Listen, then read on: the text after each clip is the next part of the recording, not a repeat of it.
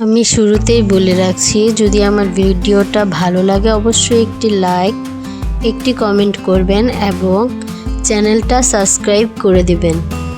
ধন্যবাদ সবাইকে, আমাকে সাপোর্ট করবেন।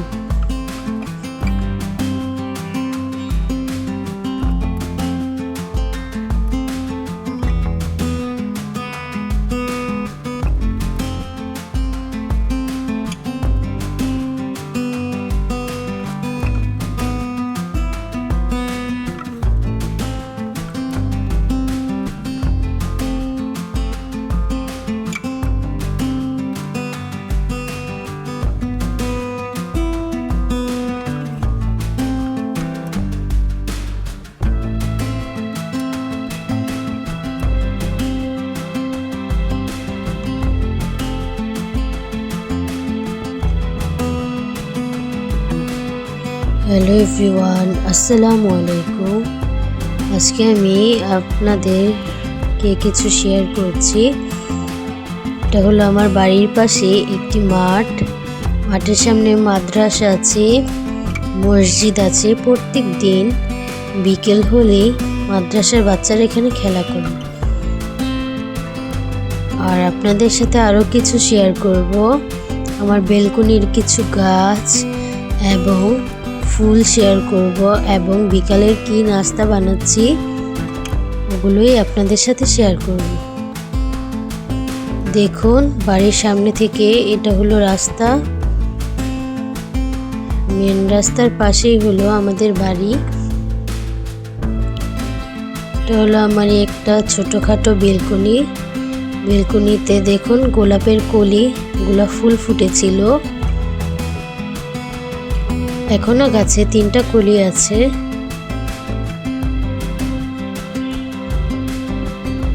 আরো কিছু গাছ আছে এখানে। এই ফুলের নাম কি সেটা তো আমি জানি না, আপনারা জানলে কমেন্টে জানাবেন।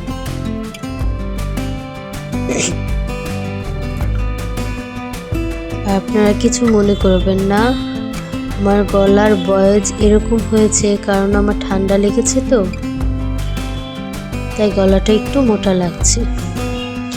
এই যে দেখুন, এই ফুলগুলো আমার গাছে ফুটেছিল, তো ওখান থেকে পেড়ে আমি রেখেছি। আজকে নাস্তা বানাবো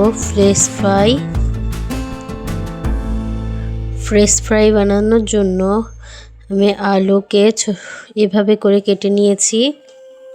দেখুন, আমার সাথে আমার মেয়েও কাজ করছে।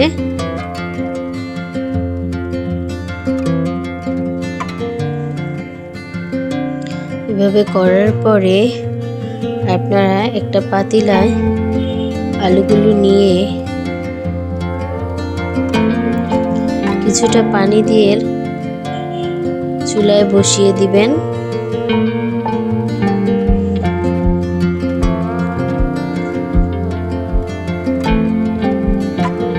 দেখুন, আমার পাতিলাটা, ছোট পাতিলাটা ভরে গেছে। এবার আমি চুলা অন করে চুলায় বসিয়ে নিব।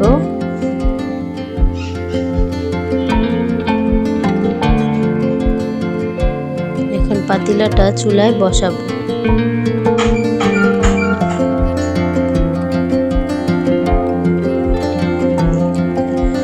এখন এখানে সামান্য লবণ দিয়ে আমি আলুটা ভাপিয়ে নিব।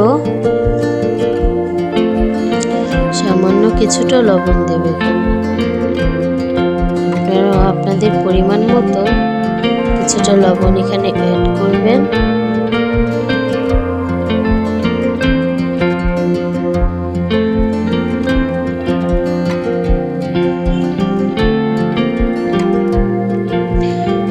তারপরে আমি এগুলো ভেজে নেব। আসলে একটা জিনিস দেখাতে ভুলে গেছি, এখানে আমি কিছুটা বেসনে হলুদের গুঁড়া, সামান্য মরিচের গুঁড়া, ধনিয়া গুঁড়া এবং লবণ দিয়েছিলাম। ওটা দিয়ে একটু পানি দিয়ে ডো বানিয়ে এটাতে চুবিয়ে তারপরে ভাজতে হবে।